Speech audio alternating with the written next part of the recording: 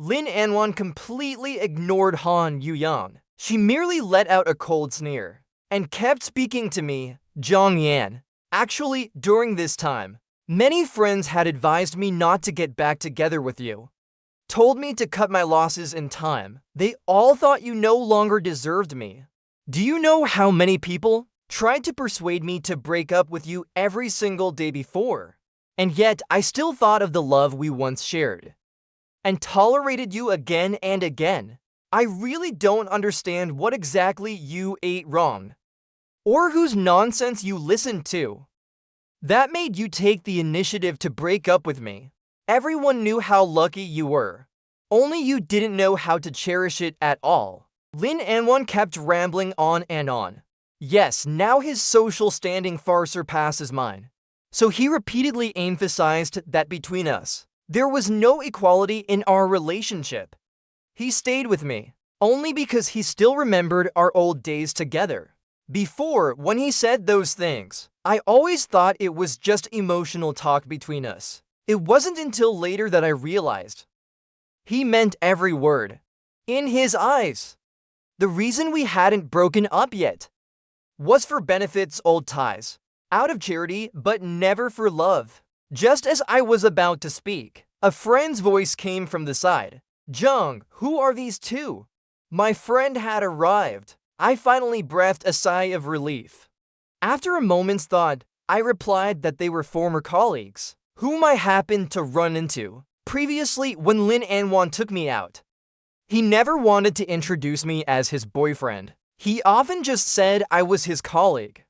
I thought he'd go along with it. But who would have expected that after hearing this? His expression grew even darker. I ignored it and went on introducing the two as my friends. I had said I was coming here for a meal with friends. For some reason, his face looked terribly unpleasant. Surprisingly, Han Yuyang was the first to respond, smiling as he asked me, "Didn't expect it, Zhang Yan. Bro, you actually have friends who can afford to treat you here. Seems like your friend's pretty loaded. What line of work are they in? Where do they work?" My friend furrowed his brow and asked me in a low voice, "What's with this guy's way of talking? He sounds like a total beau." I gave a faint smile and said it was nothing. "You'll get used to it." My friend didn't say anything more after that, but he could tell Han Yuyang wasn't here with good intentions. He spoke lazily, just running a small business, not really rich. Han Yuyang looked even more smug. He chuckled like a fool, and the disdain in his eyes as he looked at my friend was unmistakable. These days, business isn't easy. Must be pretty tough, Bo. Can't imagine making that kind of money through just sweat and labor. My friend quickly sensed something off in his tone. He didn't respond and quietly asked me what was going on. "You got beef with this guy?" I didn't insult him. I just spoke in a voice only the two of us could hear. "She's my ex-girlfriend, and now she's his current girlfriend." My friend already knew about how I started a tough business with Lin Anwan. He knew the hardship we'd endured together. And after I came to him, I didn't hide anything from him, including the fact that Lin Anwan and I had broken up, and the reason behind it. My friend gave a mocking laugh, should have said so earlier. He sneered at Han Yuyang without restraint after hearing that. "You're not earning sweat money. So what do you even do for work? You don't look like some loser with no prospects. Surely you're not just mooching off some woman, right, Bo?" Han Yuyang exploded in anger. He wanted to lash out, but Lin Anwan held him back. "Stop it, Zhang Yan," she said. "I don't have the energy to play games with you anymore. I know what's bothering you. I promise you this. As long as you agree to get back together with me, I'll reinstate your position at the company and give you 10% in shares. That should satisfy you, right?" 10% before I could even think. My friend burst out laughing, a little embarrassed. I've already poached him for our company and gave him 40% of the stock. For a moment, Lin Anwan's face faltered slightly, but then she seemed to think of something else and looked at me coldly. Zhang Yan, think carefully. Company strength isn't the same. That number alone doesn't mean anything. She was clearly implying that my friend's company was far inferior to hers in terms of development. At first, my friend's company really did land behind hers a bit. But the key was in the technology. And now that technology was gradually being perfected, they'd even secured a project worth over 100 million. The company's strength had already surpassed Lin Anwan's by a margin. What's more, I didn't believe that his company could continue to thrive under current trends. On the contrary, his way of managing things and his blatant favoritism toward Han Yu-yang made me feel problems were only a matter of time. But I couldn't be bothered to say all that. After all, even if I did, he wouldn't listen. My friend didn't stoop to his level either. Has the bow driver arrived? He casually asked Lin Anwan, then turned to me with a lazy tone. I was just about to check the order when a bow driver's uniform came jogging over. He looked at me and said, "Boss, I'm the driver you hired. Where's the car? Mine's too flashy. Let's use yours." My friend nodded his chin toward me. I didn't think much of it, took out the keys and handed them to the driver. In less than 2 minutes, he nervously maneuvered that high-end version of the Porsche right in front of me. "Boss, this car must be pretty expensive, Bo." That's when I realized. I turned back to glance at Han Yu-yang. He was staring at the car, eyes practically glowing. Lin Anwan looked like she was lost in thought. I couldn't tell what she was thinking, but her expression didn't look good either. My friend gave me a smug grin and said, "Not too expensive, just a little over 2 million. A company bonus. Alright, my bro here still needs a driver. You seem like the right fit. Interested in the job? Monthly salary's 20,000. The driver looked stunned. He rushed to ask, "For real?" "Of course. If you don't believe me, I can send you the contract right now, Bo. I'll make sure to work hard." My friend and the driver chatted enthusiastically. While on the side, Lin Anwan gave me a cold glare, then turned around and walked away. Han Yu-yang quickly followed her. Meanwhile, my friend had already finished signing the contract with the driver. I was a bit surprised. "You're really hiring him?" "Of course, it was already planned. You're the pillar of our tech department. There's no way we'll avoid drinks at business events in the future. And we can't always rely on a random driver, Bo." "Isn't the salary a bit high though?" "That rate's way above the market average. When I was working for Lin Anwan, even my own salary was only 15,000. My friend seemed to know I was going to ask that. He patted my shoulder and said, "Not too much. After all, once you're drunk, the driver's the one holding your life in his hands." Seeing he had already made up his mind, I didn't object any further. In the days that followed, we threw ourselves completely into the project. Whenever we had a rare moment to relax, I noticed something strange just a while ago. Lin Anwan was constantly posting online, but now she'd gone completely quiet. Even Han Yu-yang had become unusually silent, no longer provoking me. I figured they were probably still shaken by what my friend had done last time. I also thought that after everything that happened, Lin Anwan would finally give up and cut things off with me for good. But then, one day, while we were in the middle of our project work, busy and full of fire, wrapping up the final phases, my friend suddenly came to find me. With a mysterious tone, he said to me, "Lin Anwan just called me." I didn't understand and frowned at him, but my friend grew serious. "She probably come to you soon. No matter what decision you make, I'll support you. There's no need to be burdened by old ties. Of course, I still hope you won't be swayed again, Bo." After saying these cryptic words, my friend left. I was completely puzzled, but I didn't dwell on it too long, and quickly turned my focus back to work. Until around noon, I received a call from Lin Anwan. As soon as I picked up, she didn't come at me aggressively like she used to. Instead, she was unusually quiet, So quiet, I thought she might have hung up. But when I glanced at the screen, the call was still connected. Jong-yin, stop messing around. Can we get back together? After a moment of silence, her voice came through, hoarse and trembling. I couldn't help but feel it was a bit laughable. Even now, she thought I was the one being childish. I said nothing. Then she continued, I just called your friend earlier. He said he once wanted you to go with him and chase dreams. But you still chose me instead. I never realized. You sacrificed so much for me. I admit, ever since Yu Yang joined the company, I started to overlook you more and more. But we've been together 10 years. We were already talking about marriage. Was our relationship really going to end just because of these 10 months?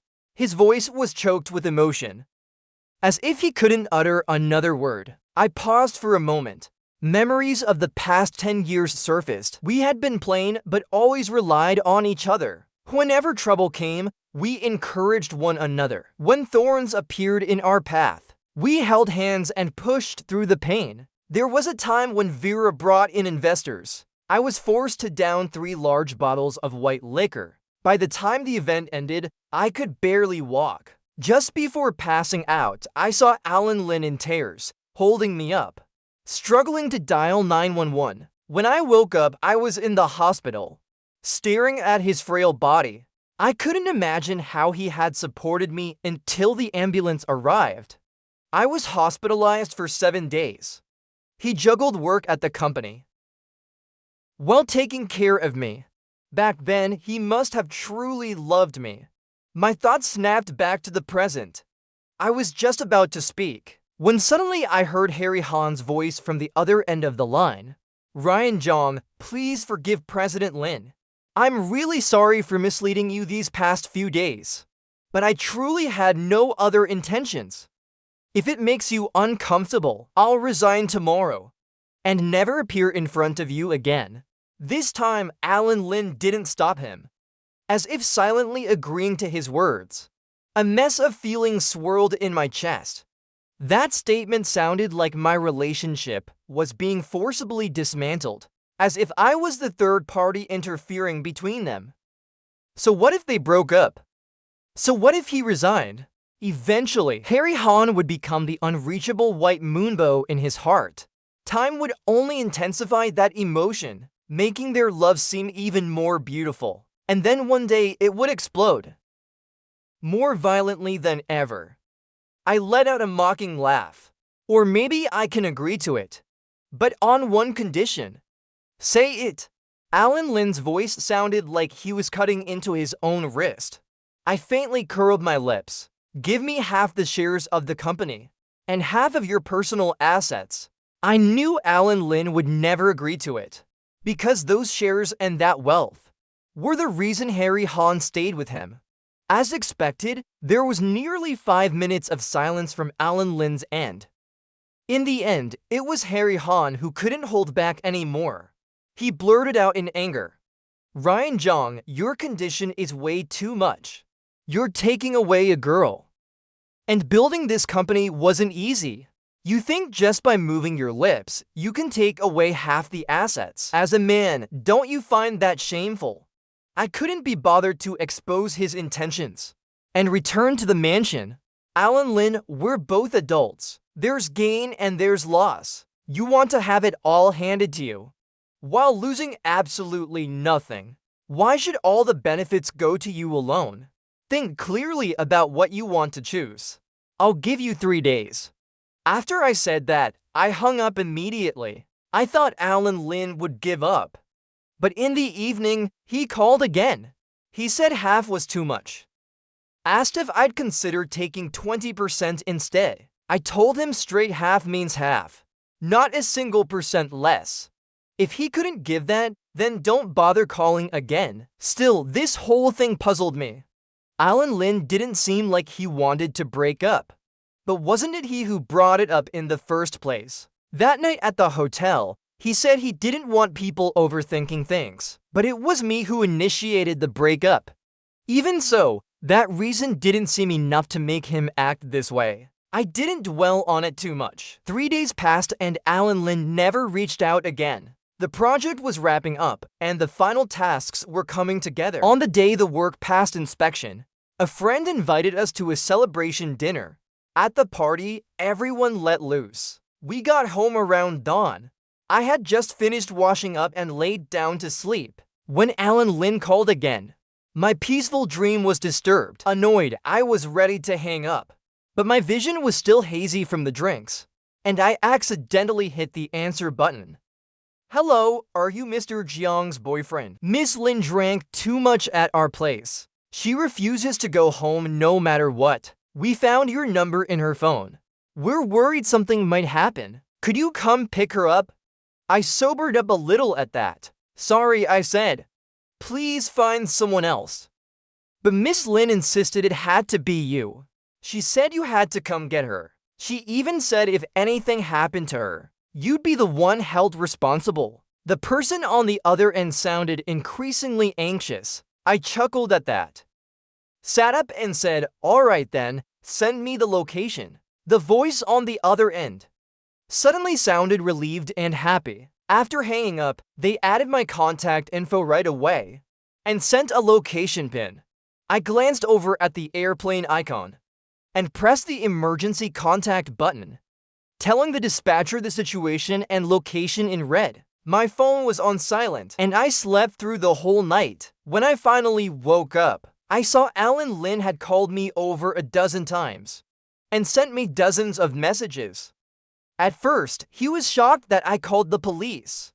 Then he flew into a rage, cursing at us, saying all I cared about was profit, not feelings. Eventually, he broke down completely and asked why I was treating him like this. That he only made a small mistake anyone could make, and it wasn't even a real betrayal. So why was I being so heartless? Before I could even finish reading all the messages, his call came in again. My first instinct was to reject it, but then I reconsidered. Even if I went to get him now, if things weren't made clear, he would probably keep pestering me. Thinking that, I pressed the answer button. His voice came through the receiver, hoarse, his mood clearly low. Zhang Yan, I've thought it through. I admit you were right. I can't live without you. You can have half of the 5% share, and half of all the property under my name. Please come back. I raised an eyebrow, glanced at the time. It was already the 5th day. Sorry, I said. The 3 days are long over. I've already changed my mind. Zhang Yan. Alan was just about to say something, but was interrupted by a sudden fit of violent coughing. It took a while before his breathing gradually steadied. His voice had turned completely hoarse. How did you become like this? I gave a faint smile, but said nothing. Wasn't he like this before too? Always using the excuse of my monthly quota exceeding 7,000 to deduct my bonuses and salary. Even handed my proposals to Ocean. Now I'm simply giving him a taste of his own medicine. So it's true after all. You don't know pain until the needle pierces your own flesh. He seemed to finally understand my intention, as if realizing at last that I was never after his wealth in the first place. He let out a self-deprecating laugh, bitter and cold. Zhang Yan, I'm starting to not recognize you anymore. Then another violent coughing fit took hold of him. His breathing grew more and more labored, and he sounded utterly miserable. I almost asked what was wrong, but held back, afraid he might take it as concern. So I thought it over and said nothing. But he seemed to know exactly what I was thinking, and murmured to himself, I have a fever. Zhang Yan, I'm in our old house right now. I bought it back not long ago. I want to know, back then when you had a fever, but I wasn't there, were you feeling as miserable as I do now? I didn't answer, and he kept waiting. All those paintings you made for me, they're gone. I searched every corner of the house and couldn't find them. Zhang Yan, did you pack them away? Or did you throw them out? He babbled on like a child, his voice trembling. and his tone gradually turning aggrieved. Soft rustling came through the phone. He was probably rummaging through the drawers and cabinets. I sighed. I burned them all. Alan paused for a moment, then suddenly let out a bitter laugh. But as he kept laughing, the laughter came to an abrupt halt, followed by the sound of drawers slamming shut. The room's full of memories of us now. Everywhere I look, it's like we're still living here. But I can't find a single trace of the life we once had together. How could you be so cruel? You just sold the house like that and cleaned it out so thoroughly. You left so decisively, so completely.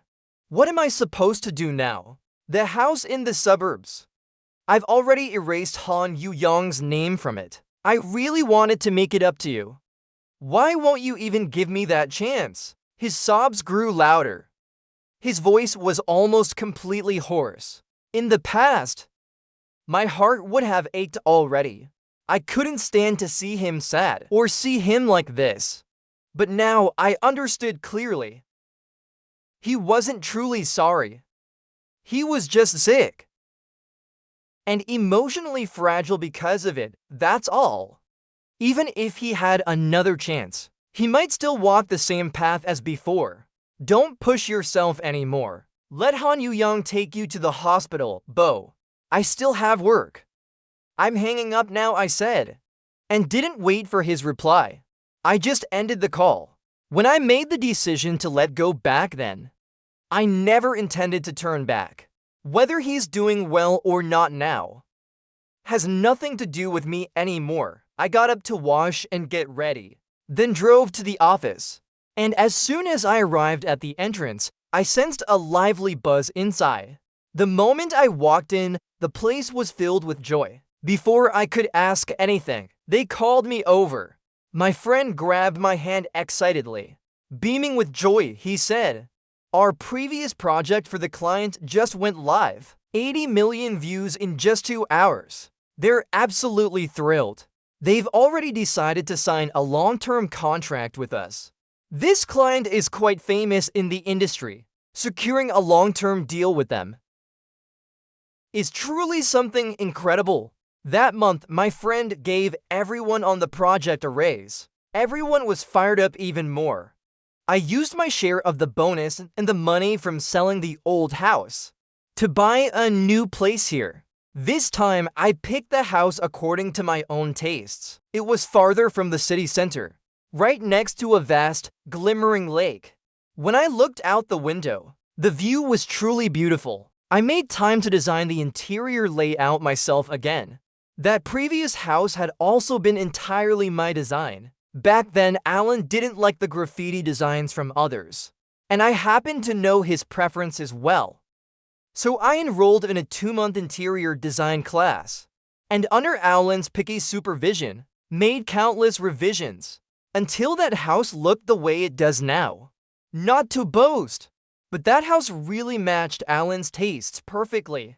So when he told me he had bought it back that day, I didn't think he did it out of nostalgia. It seemed more likely it was because of the comfort it gave him. I also created a comfortable style for myself this time. Once the design was done, I handed it to a trustworthy construction team. Sometimes after work, I'd still go over to the house myself to check things out and lend a hand when I could. But after running around for several days, my energy began to run low. One day while climbing the stairs, I slipped and injured my leg. After a few days of rest, I had to reduce how often I visited the new house. My friend advised me to rest properly. He said he would keep an eye on the construction for me. But in my heart, I still kept looking forward to how the house would look once finished. That day after work, I just couldn't resist going to the new place again, and had just arrived at the underground garage. I saw a familiar figure standing beside the car. Alan was wearing a trench coat and standing there with a mask on. He looked a lot more haggard than before. There were even faint dark circles under his eyes. I paused in my steps, then walked forward again after a brief moment.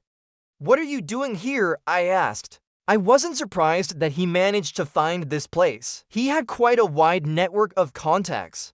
It wouldn't take much effort for him to find something out if he wanted to. Back then, he had simply been too lazy to spend that effort on me. I have something I need to talk to you about. His voice was hoarse, like he was still recovering from an illness. Let's talk in the car, he said. I heard you bought a new place. I came to have a look too. Maybe help you check it over. No need, let's just talk here, I said. I turned down his kindness. He seemed to have expected that answer from me. His emotions didn't show any sign of unrest. Only his eyes carried a bit more tenderness. He handed me a folder of documents. This is compensation for you, he said. I admit that in the past 10 years, I've wronged you in many ways. Whether in the company or at home. You gave a lot. But I never repaid it in time. This contract, take it. Think of it as my compensation for the last 10 years. From now on, I won't bother you anymore. I paused for a moment, then took the documents from his hands. Inside were records from our work over the years, the fines he had imposed on me, the proposals he had taken from me, and compensation for the bonuses he had stripped away. Each item had been doubled in value. There were even things from the past 10 years that he believed he owed me for. At the very end, there was also a bank card. He had written the pin on it. It was my birthday. I looked at his face without meaning to, wondering whether this was just a new tactic of his, or if he had truly let go this time. When I said I wouldn't bother you again, I meant it. Alan seemed to know exactly what I was thinking. He spoke calmly. I figured things out. It's time for me to move on too. That's good, I nodded. I didn't turn him down. I took the documents and the card, because these things had always belonged to me. And deep down I knew, only by accepting them, only then would Anna truly realize that things between us were completely over. Sure enough, the moment I accepted it, I saw a flash of regret in Anna's eyes. A brief sense of loss soon masked by indifference. So, can I take a look at the new house you bought? She asked. You know I haven't been doing well since I left you. I also want to see how you've been doing since leaving me. She explained. I knew it was just an excuse, simply her own obsession. But I also knew her personality well. Once she decided on something, she would follow through. Otherwise, she would never let it go. I didn't want to get tangled up any further. Besides, maybe we'd never see each other again. So it might be good to give things a proper ending. Let's go, I said, walking toward the car. But just a few steps in, Lynn suddenly rushed over full of emotion. She walked directly in front of me to block the way. I turned and walked in another direction. I'll give you a ride, she said. Your leg was injured just a few days ago. It's not convenient for you to drive. I didn't turn her down, but I hadn't expected her to even know about my injury. If it had been in the past, I probably would have been happy. But unfortunately, we couldn't go back anymore. Cherishing something only after losing it meant nothing to me now. I said nothing and followed Lynn to her car. Opened the front passenger door, just about to get in. But right there in the passenger seat, I saw a little stuffed doll. It was properly buckled in with a seatbelt and had a tag attached to it. The tag had the name Yulia written on it, and in small handwriting it read, "When I'm not around, let this doll keep you company, Minnow." There was even a playful little emoji at the end. Lynn probably forgot that it was still there. When she saw the doll, her expression turned slightly awkward. "It's fine, I'll sit in the back," I said, and moved to close the door on my own. But Anna suddenly stopped me. She reached in and swiftly pulled the doll from the front seat, then tossed it into the back. Her movements were clean and sharp. Even I was a bit surprised watching her. Yulia had always liked to show off Anna's affection toward her, whenever she had the chance. If it wasn't a bracelet on her wrist with Anna's name, Then it was a white sheet of paper in Anna's office, with his name written boldly on it. Sometimes, even at home, there would be things that belonged to Yulia. He always tried to sneak in chances to make me jealous, trying to force me to give up. At first, I didn't understand his intentions, but after Lynn quarreled with me over it, even once got so angry that she threw his things out. But that time, Anna slapped me hard across the face. "James, are you crazy?" she snapped. "He's just a young guy being childish. But he means well. I just don't want to shout, so that his heart can stay here." "Why are you getting so jealous? Do you know how petty you look right now? It makes you seem so indignified." I was completely shattered that day, but slowly I began to understand that this was exactly what Yulia had intended. He wanted to drive me away with these tactics. There was no need for him to go that far, because now we had nothing to do with each other anymore. Even if he was physically here, it didn't matter. I said plainly, "Anna, you don't have to do this. After all, there's nothing between us now. Even if he's around, it doesn't matter anymore." Anna gently bit her lip. "I know you won't believe me. And I know exactly what you're thinking, but I can tell you clearly. Even if we've broken up, I won't be with Yulia. I told you I don't have feelings for him. It's just that when I see him, I remember how helpless you used to be. That's why I helped him so much."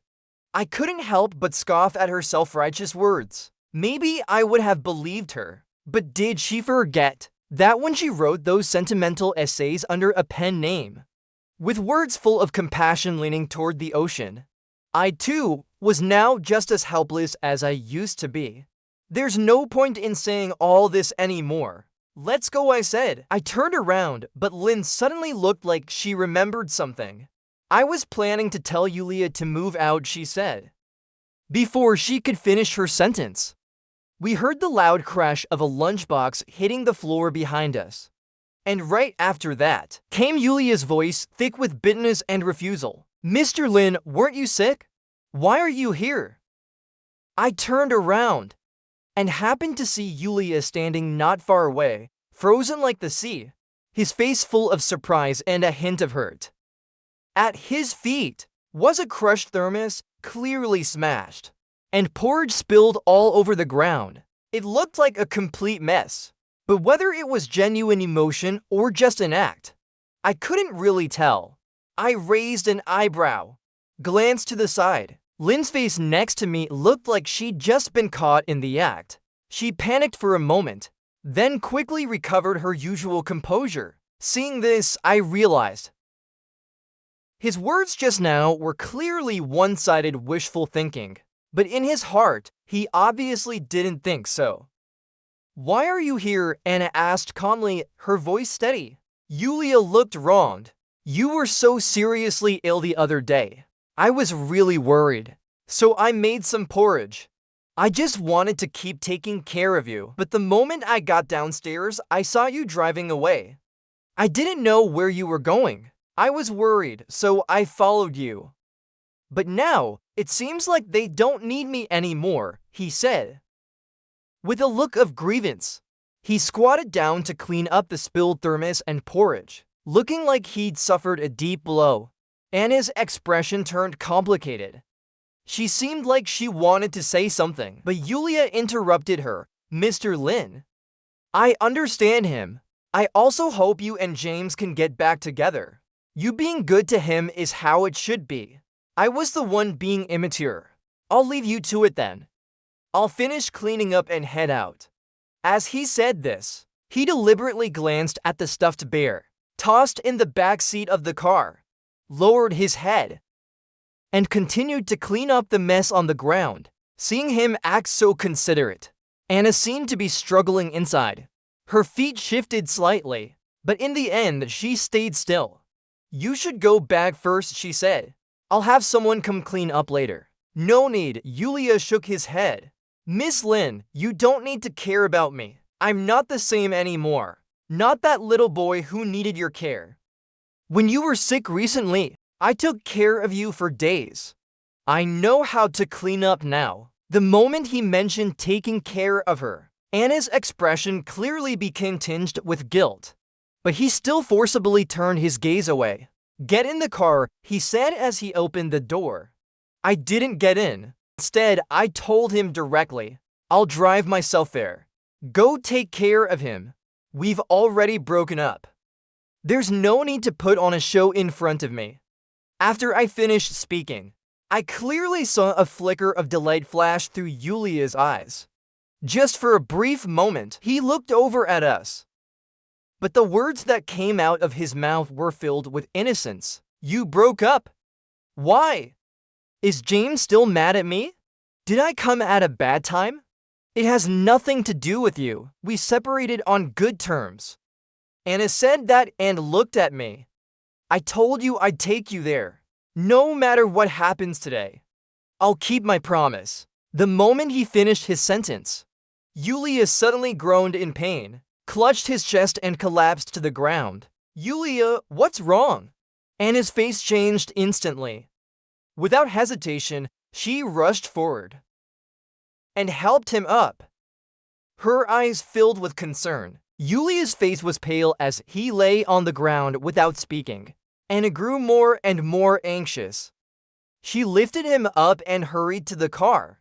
Just as she was about to place him in the back seat, she suddenly remembered me and glanced at me with hesitation. I knew exactly what she was thinking. A life was at stake. "Take him to the hospital." Anna bit her lip, seeming to finally come to a decision. "Wait for me at the new apartment. I'll find you right after I take him to the hospital."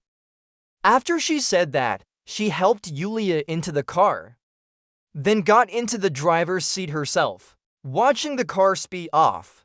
I remained calm inside. Whether Anna saw through me or not, I didn't know. But what I knew for sure was that Yulia was faking it. Still, that had nothing to do with me. I was just about to drive to Newtown when I got a call from a friend. Turns out the second project had gone viral across the internet, attracting a huge wave of fans.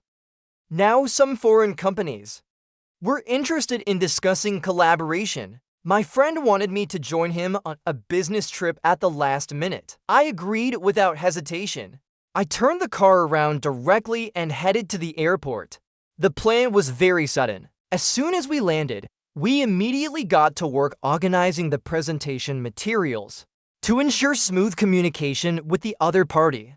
We even prepared a translated version. Before, we knew very little about foreign companies.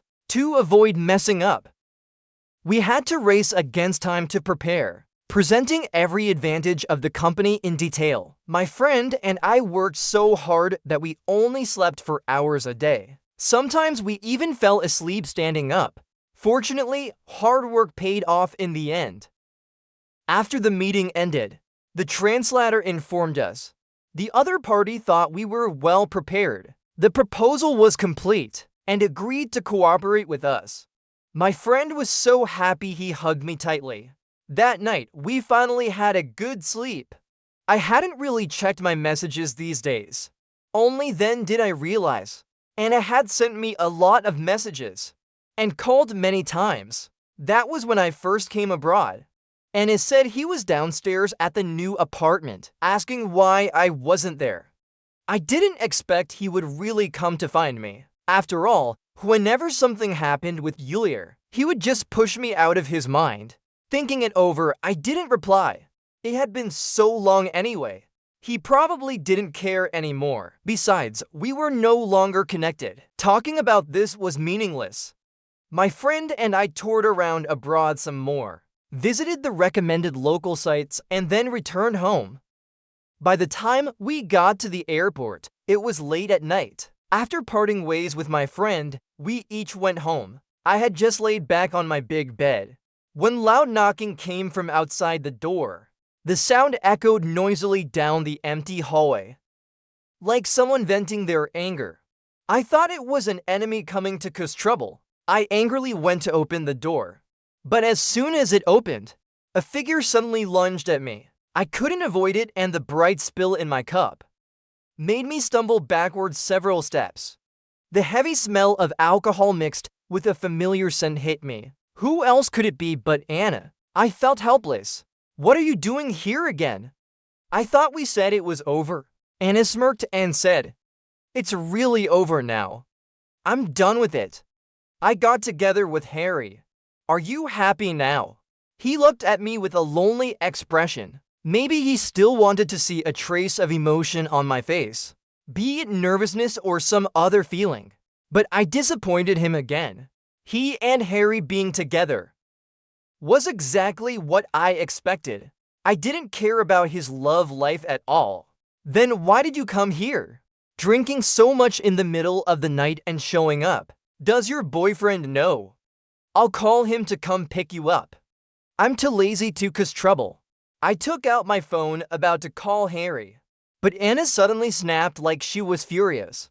Grabbed my phone and threw it out directly. The phone shattered into pieces with a loud crash. Don't you have any feelings at all? Do you know?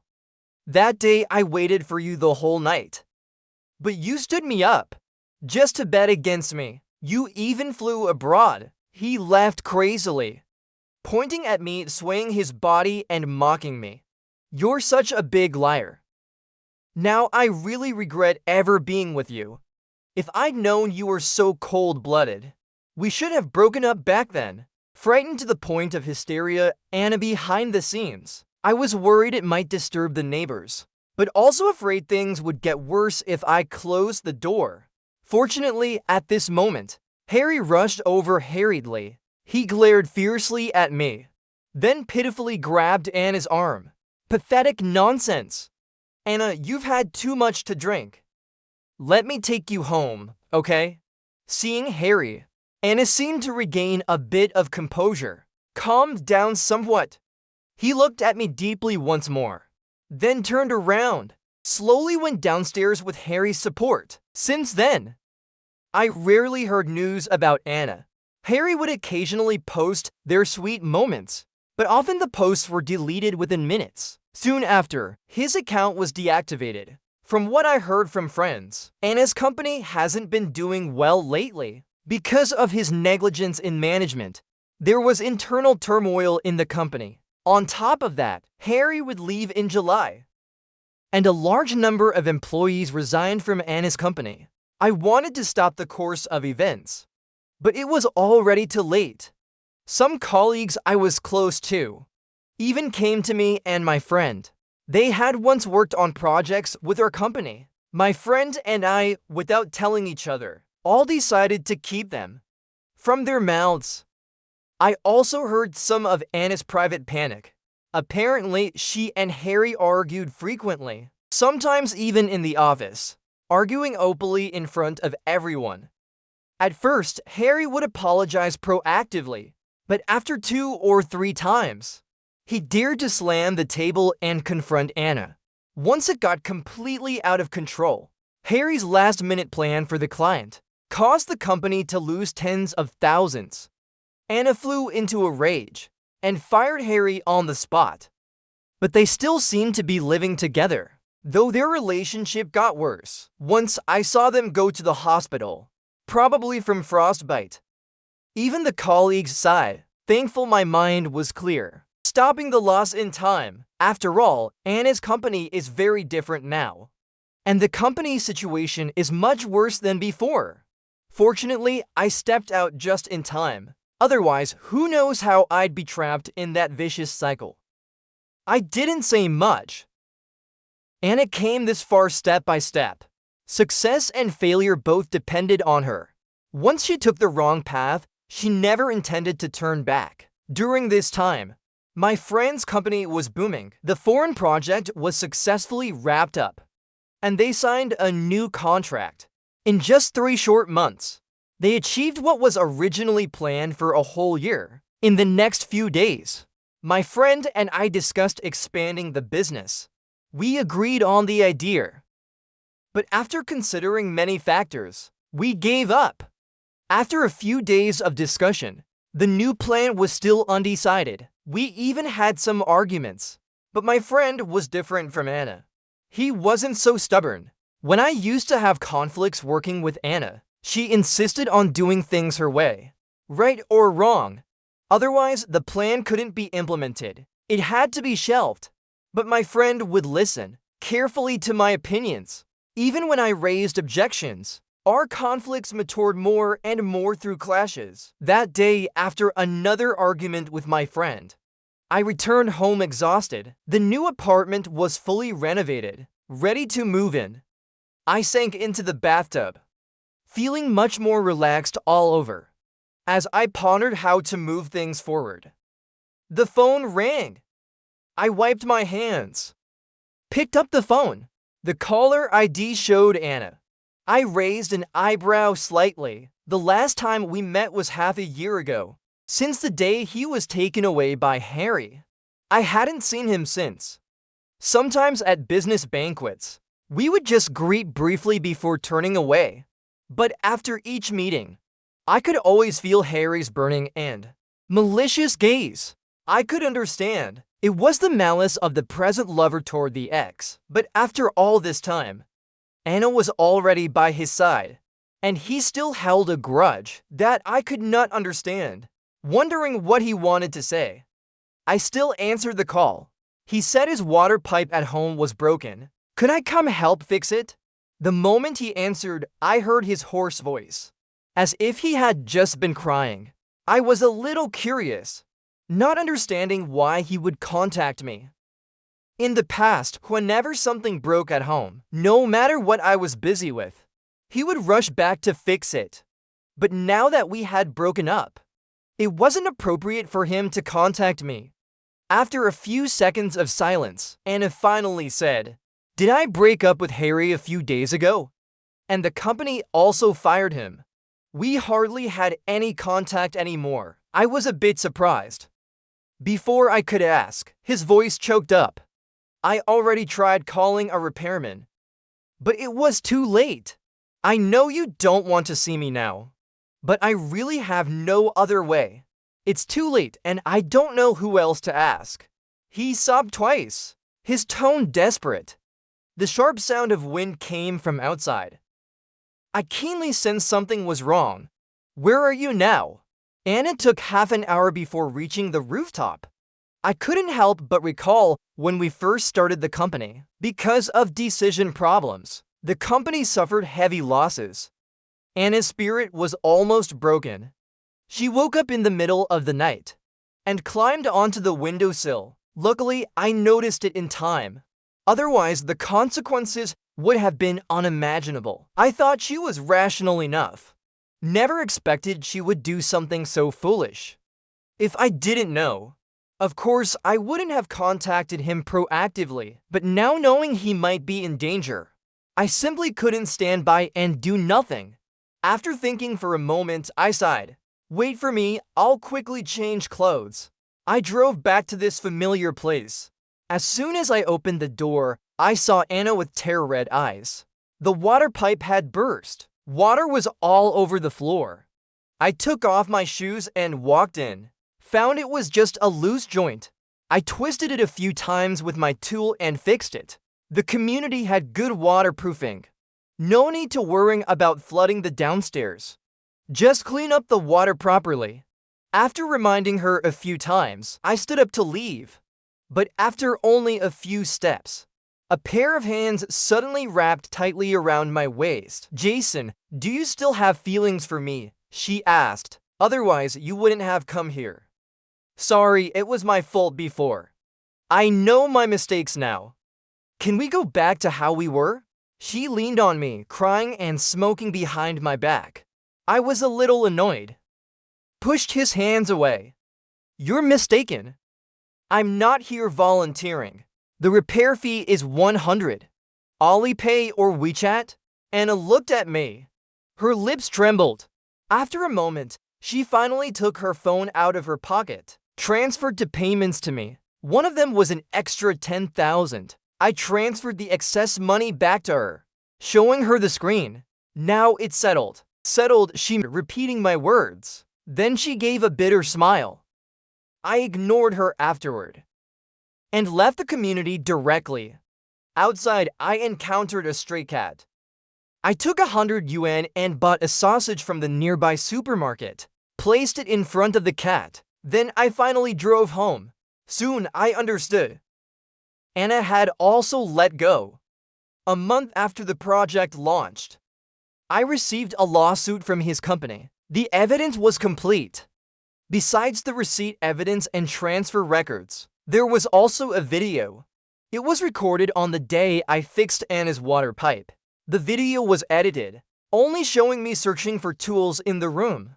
Anna deliberately took my words out of context, claimed I was searching for confidential files at that time. The video was uploaded online by someone unknown, spreading wildly and causing a stir.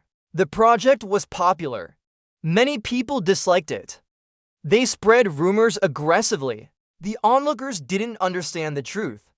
If people find out, I would jump ship from Anna's company to a friend's company, then saw the development teams of both companies from a year ago, and they believed I stole core secrets.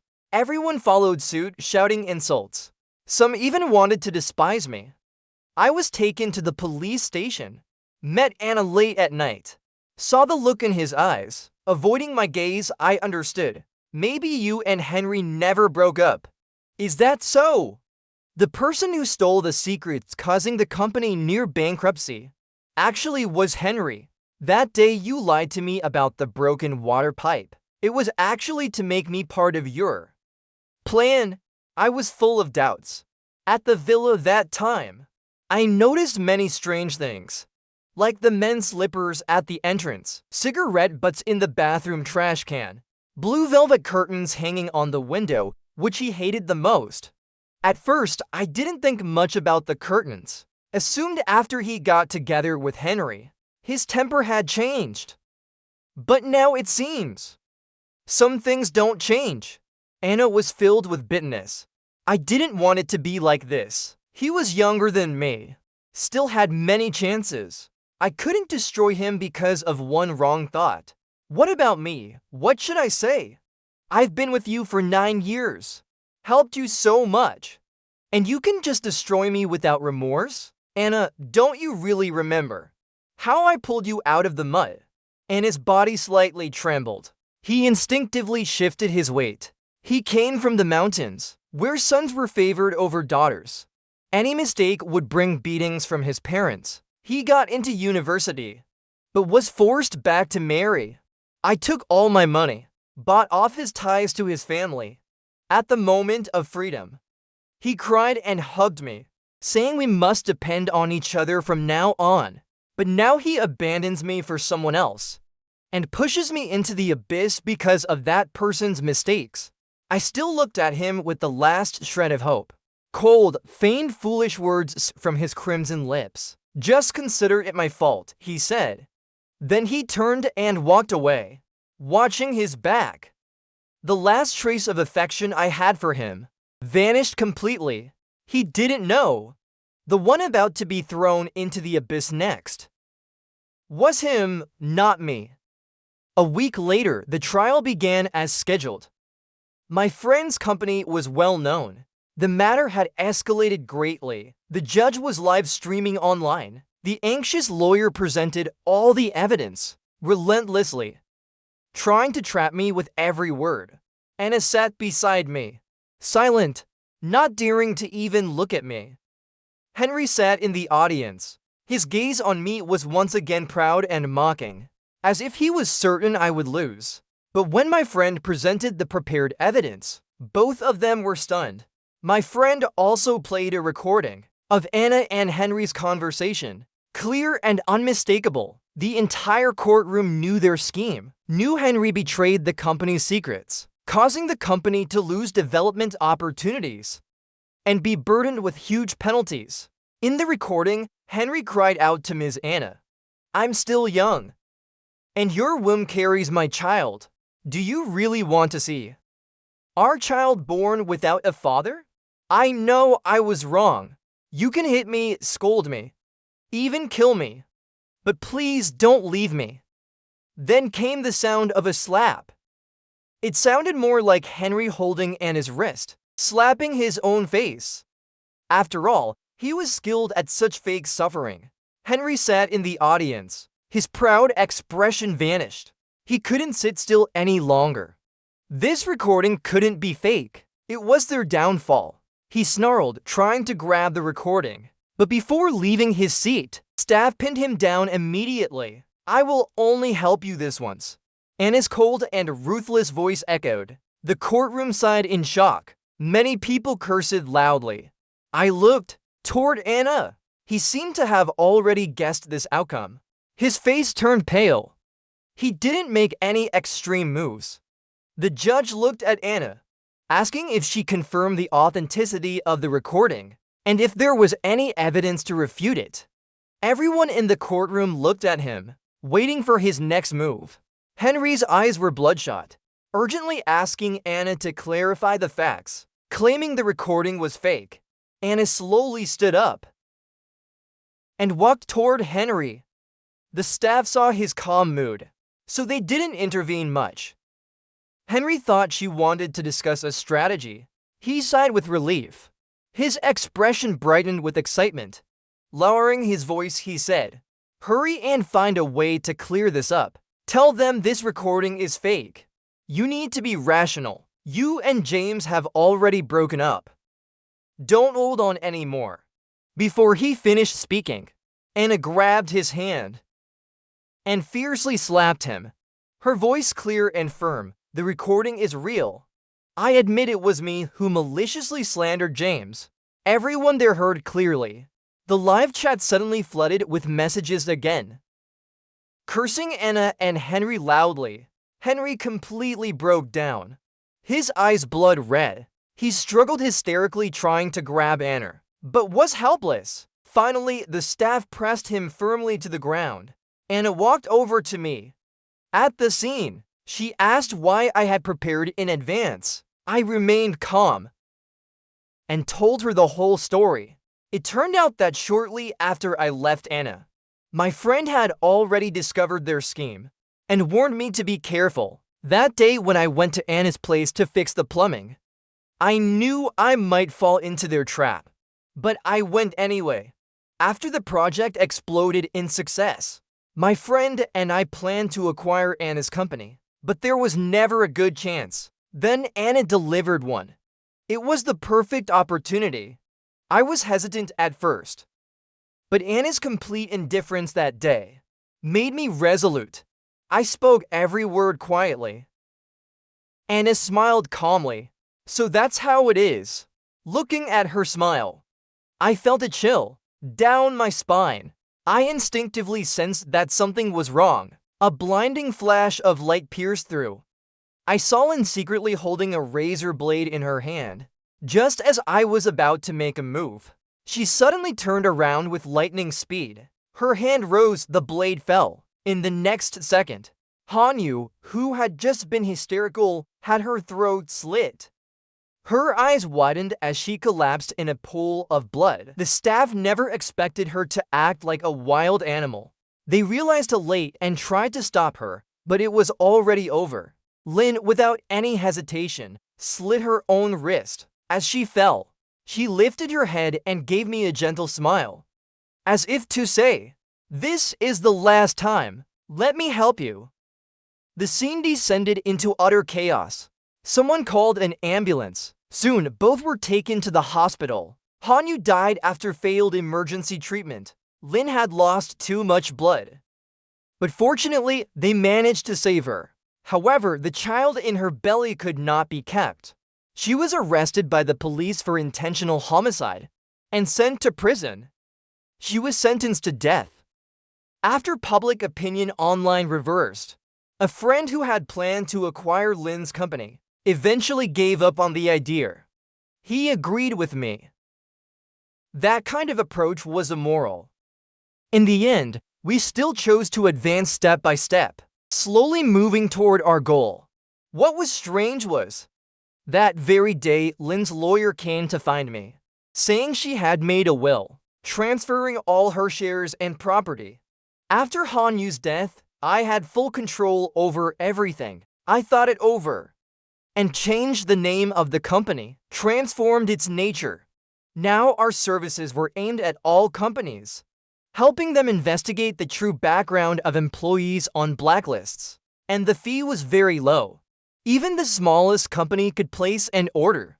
In this way, we helped ordinary workers who had unknowingly ended up on industry blacklists.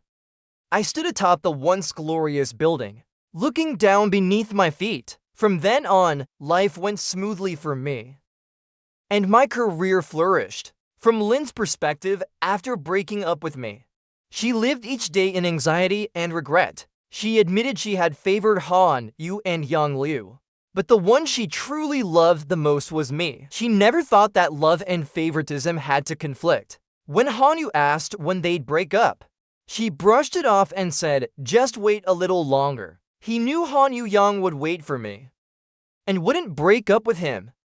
After all, we had been together for 10 years. He believed I wouldn't give up on us. So the day I suggested we break up, he didn't take it too seriously. At first, he thought I was just busy, until he noticed that I was becoming colder and more distant, until my gaze toward him held no more love. Only then did he finally panic. He tried to win me back, but I shut him out again and again. Han Yu Yang tried to help him think of a way, saying that a man understands a man best. So he followed Han Yu Yang's advice and flaunted his new relationship in front of me. He even sent me a prenatal checkup notice, but he didn't understand. I only felt farther and farther away from him. When I stood him up and fled abroad to avoid him, he completely broke down. He couldn't understand why he had humbled himself so much. In a fit of rage, he accepted Han Yu Yang's confession. When he heard I had returned to the country, he drank a lot. He couldn't remember what happened that day, only that he might have gone looking for me. Or maybe he was dragged away by Han Yu Yang. A month later, he discovered he was pregnant, but his company was falling apart. He worked tirelessly day and night investigating, only to find out that the person who betrayed him was Han Yu Yang. He collapsed completely. Han Yu Yang arrogantly regretted nothing in front of him, yet he softened and decided to help him anyway. He thought I had already succeeded by now, that even if I was delayed, it wouldn't affect me much. But Han Yu Yang was still young. He wanted to give him a chance. That day, I helped him fix the leaking water pipe and took out the trash on the way. He stood on the bedroom balcony, watching me crouch down, feeding a stray. After I left, Han Yu Yang returned from the other end of the street. He walked up to the kitten, paused for 2 seconds, then suddenly raised his foot and viciously kicked the little kitten that was peacefully eating right in the side. At that moment, he felt as if struck by lightning. He suddenly realized he had rotted inside and out, but thankfully, he still had one last chance to turn back. He felt like he had never truly helped me in this life. So just this once he decided to help me as his redemption. The end.